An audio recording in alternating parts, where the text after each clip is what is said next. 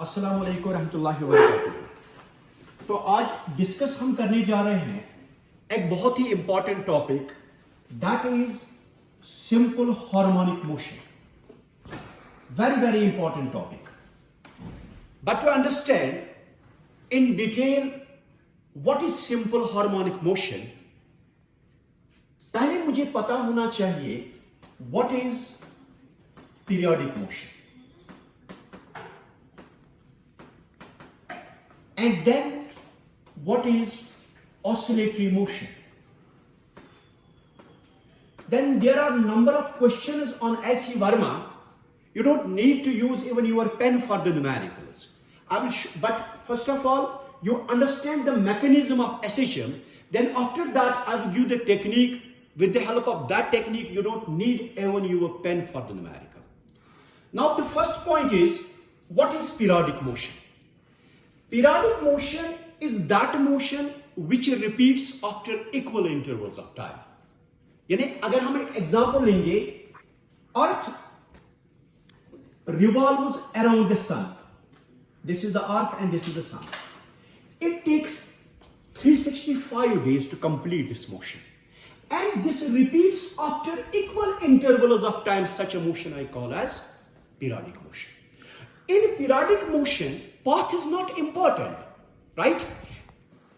Condition is that it should repeat after equal intervals of time. And second point is, that is the oscillatory motion. Oscillatory motion is that motion which repeats after equal intervals of time, but condition is that it should be to and fro. It should be, that motion you call as oscillatory motion. But important point is, the motion in oscillatory, the equation in oscillatory motion is F is equal to minus K x raised to power n.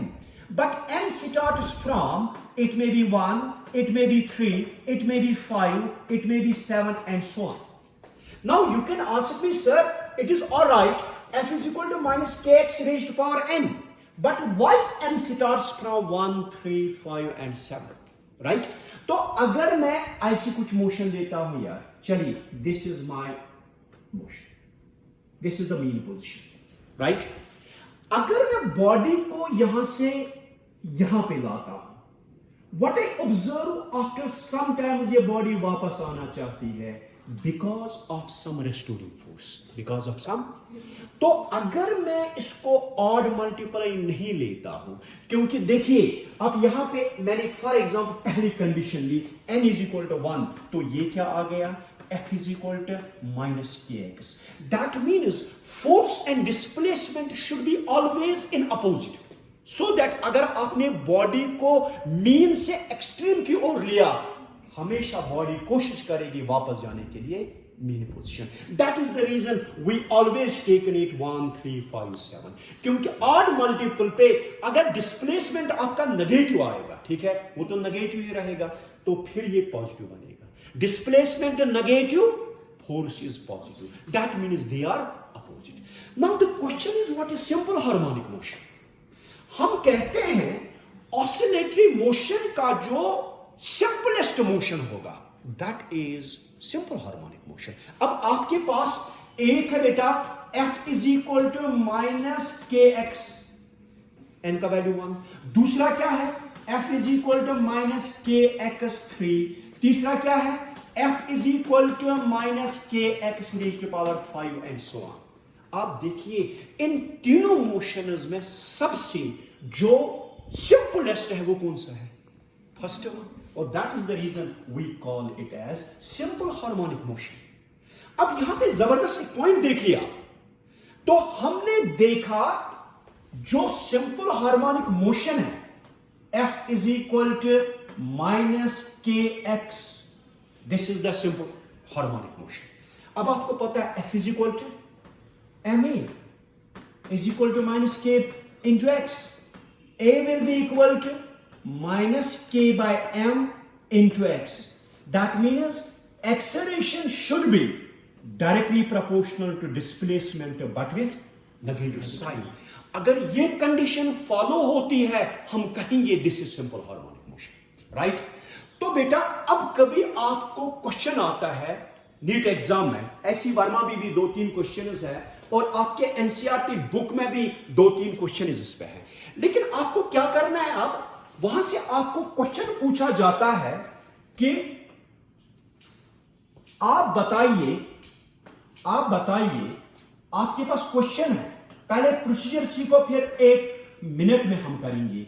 y is equal to a sin omega t, is it SHM और not?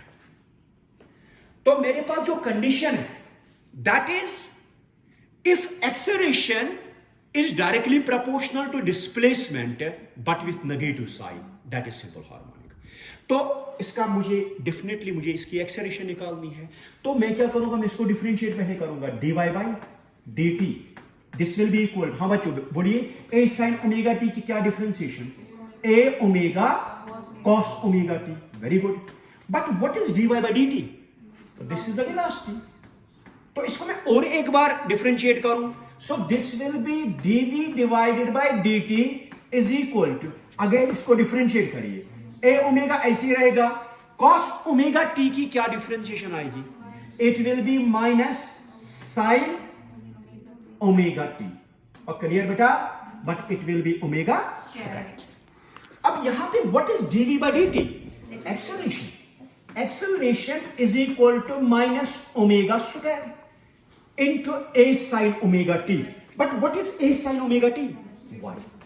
और clear बेटा, वो इसका मतलब acceleration is directly proportional to displacement but with, क्या ये SHM है? मगर अब पॉइंट ये है, यही क्वेश्चन आपको एग्जाम में आया, which of the following represent simple harmonic motion, तो वहां पे आपको 4 क्वेश्चंस होंगे। वो इसका मतलब आपको पहले 4 क्वेश्चंस प्रूव करने हैं। ये तो डिफिकल्ट बनेगा क्योंकि किसी की डिफरेंशिएशन बहुत कॉम्प्लिकेटेड भी होगी, there will be some exponential questions, okay. तो आज के बाद इसमें आप क्या टेक्निक याद रखोगे, अब आपको ये बिल्कुल ऐसे याद नहीं रखना है आपको इसमें। अब this is a trick, okay, this is very useful for your competitive exams. तो टेक्निक नंबर फर्स्ट, इसमें 6 टेक्निक्स बेटा मैं देता हूं आप लोगों को, and with the help of that 6 techniques आपके पास जो भी क्वेश्चन मिलेगा without using the pen you can simplify that question. What is the trick number first? Only sine and cos functions whether multiplied by constant or not, that is not important. Only sine and cos function is but in linear power. But in linear power represents SHM. Represents। वो अब आपको याद रखना है, अगर मुझे sine function मिलेगी, cos function मिलेगी, but they will be in linear power, that represents SHM। अब आपके पास क्वेश्चन है, y is equal to a sin omega t, is it SHM? Oh yes, this is SHM.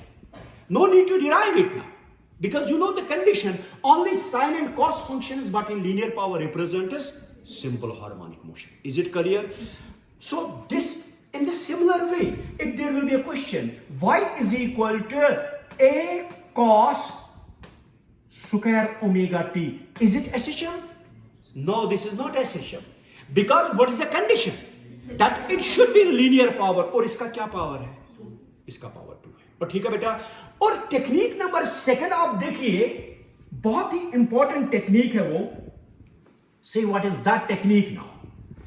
अगर अब मेरे पास क्वेश्चन है y is equal to a sin omega t plus b cos omega t, is it SHM और not?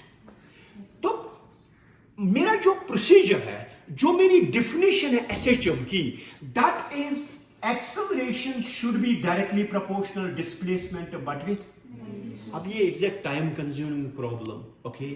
तो आज के बाद आप टेक्निक इसमें क्या याद रखोगे? द समेशन और subtraction of sine and cos function represents SHM if it satisfies 2 conditions. The first condition is that they should be in linear power. They should be in. And second condition is that their phase angles, उसको phase कहते हैं, phase angle should be equal. और अगर ये condition आई, इसका मतलब they represent SHM. Whether multiplied by constant or not, that is not important. अब आप ही मुझे बताइए, क्या ये SHM represent करता है? Yes. अगर आप क्वेश्चन ऐसा होगा, y is equal to a sin omega t plus b cos 3 omega t. Is it SHM? No, it is not SHM. अगर हम इसको डिराइव करेंगे ना, बिल्कुल ये नहीं निकलेगा SHM. This is technique number 6.